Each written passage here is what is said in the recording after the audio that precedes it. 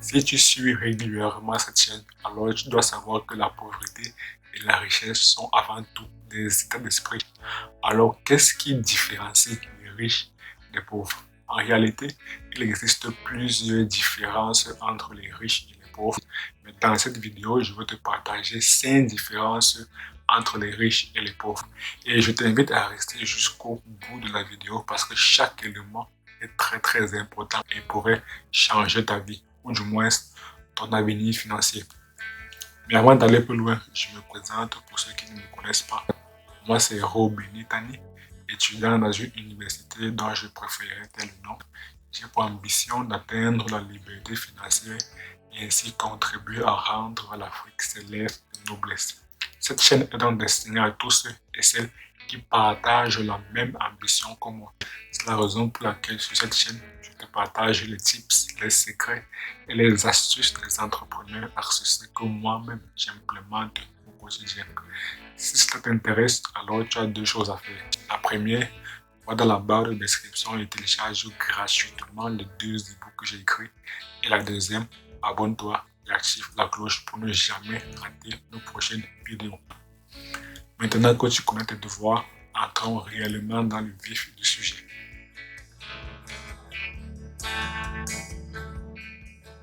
Les riches savent qu'ils sont maîtres de leur vie. Par contre, les pauvres, ils pensent qu'ils sont des victimes de leur vie. C'est la raison pour laquelle les pauvres, ils passent leur temps soit à blâmer les autres, soit à accuser les autres. Ils accusent le gouvernement, ils accusent la France, la colonisation, ils accusent leurs parents, ils accusent les professeurs, ils accusent l'école. Bref, tous les moyens sont bons pour toujours accuser les autres. Et les pauvres également, ils essaient toujours de se justifier, donc ils essaient toujours de trouver des excuses pourquoi ils ne sont pas riches. Par exemple, ils peuvent dire, par exemple, si j'avais eu plus d'argent, alors j'aurais fait ceci pour être riche. Si j'avais habité dans un quartier chic dans mon enfance, alors cela aurait été plus facile pour moi de devenir riche. Bref, il y a toujours des excuses. Et la troisième victimisation, c'est toujours de se plaindre. Donc, passer le temps à se plaindre de la vie, à se plaindre de ceci. Il faut savoir un truc. Il y a la loi de la concentration de l'univers qui stipule que ce sur quoi on se concentre prend de l'ampleur. Cela veut dire que si on passe le temps à se plaindre des problèmes, etc., on finira par accumuler, on finira par être des aimants, par aimanter d'autres problèmes à nous et on s'en sortira difficilement. C'est la raison pour laquelle il faut toujours, et les riches, c'est ce que les riches ils font. Les riches considèrent qu'ils sont maîtres de leur vie, donc ils assument toute la responsabilité. En faisant cela, quand tu sais que tous les problèmes que tu en as, tu es, tu es l'unique responsable dans ce cas. Toi-même, tu détiens la clé pour déverrouiller la porte et ainsi atteindre la liberté.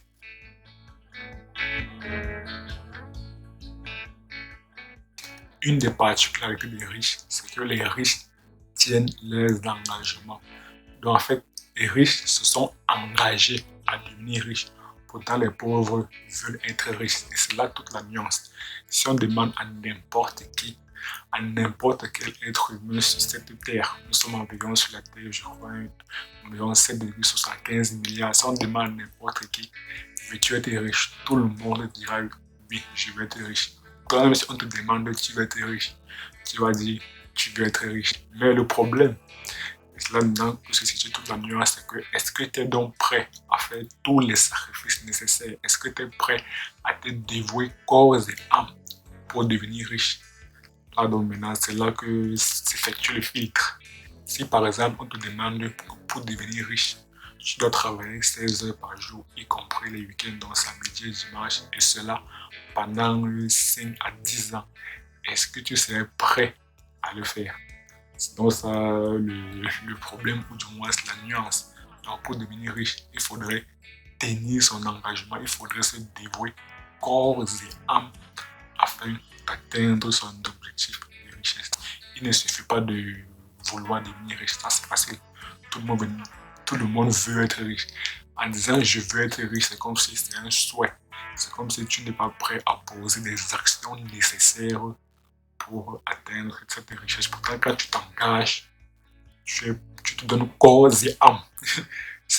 Il faut bien souligner le corps et âme. Ça veut dire que tu es prêt à tout, à faire tous les sacrifices nécessaires. Bon, du moins, tant que c'est éthique et légal, tu es prêt à faire tous les sacrifices nécessaires afin d'atteindre la richesse.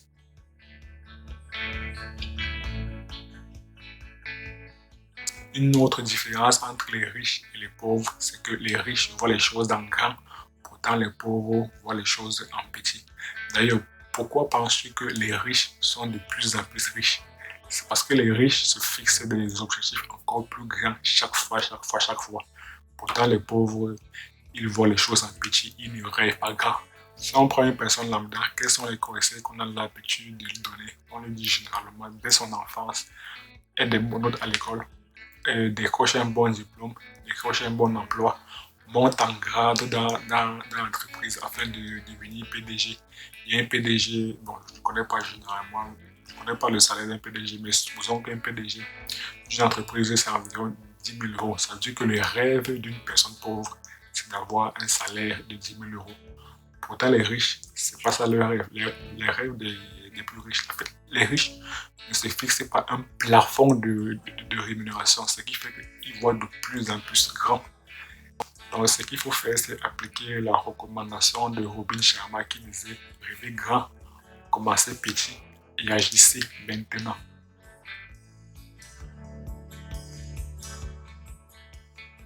Les riches se concentrent sur les occasions, alors que les pauvres se concentrent sur les obstacles. Ici, les riches se concentrent sur les occasions, alors que les pauvres se concentrent sur les obstacles. Ici, c'est un peu l'histoire du verre à moitié plein ou bien du verre à moitié vide. En fait, chaque élément a son lot d'avantages et son lot d'inconvénients. Prenons par exemple le cas d'un couteau. Avec un couteau, tu peux cuisiner, tu peux couper de la viande, alors qu'avec un couteau, tu peux également tuer. Ou bien prenons par exemple lorsque tu vas à la mer. Quand tu vas à la mer, c'est pour nager, c'est pour profiter du temps, c'est pour passer du bon temps. Mais à la mer, tu peux aussi te noyer. Donc chaque élément a son lot d'avantages et son lot d'inconvénients. Mais les riches se concentrent sur les occasions et non sur les problèmes, sur les obstacles.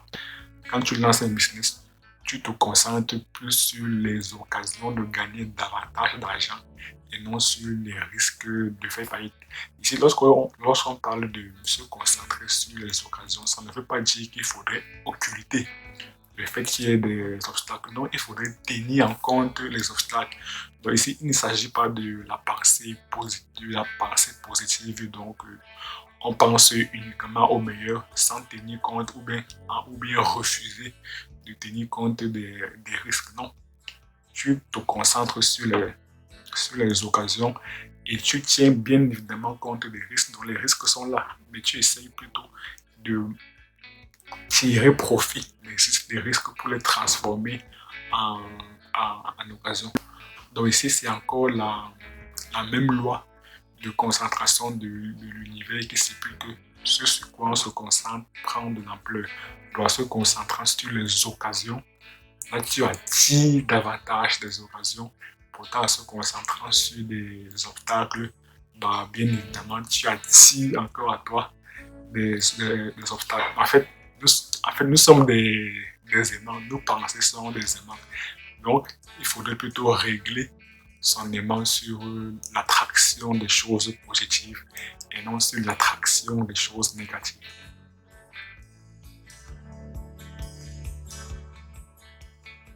Les riches gèrent bien leur argent et les pauvres gèrent mal leur argent.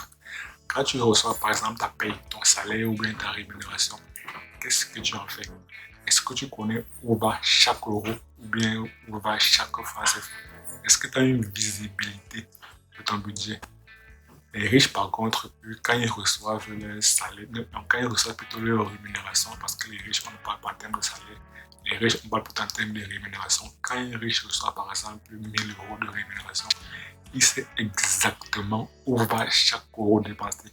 Donc, quand il reçoit, par exemple, 1 000 €, il sait que il y a 200 € qui va par exemple aller dans l'épargne, 200 € qui va aller dans l'investissement, 100 € pour les petits plaisirs, pour ses petites envies et 500 € pour ses dépenses. Bon, ici, j'ai parlé donc une rémunération de 1000 € avec une épargne de 20%, donc 200 €, investissement 20%, donc 200 € et 100 € de plaisir, donc 10%, et les dépenses 500%. Bon, le but de cette vidéo, c'est pas un cours de finance personnelle. Mais d'ailleurs, si tu souhaites avoir un cours de finance personnelle, fais-le moi savoir dans la barre des commentaires.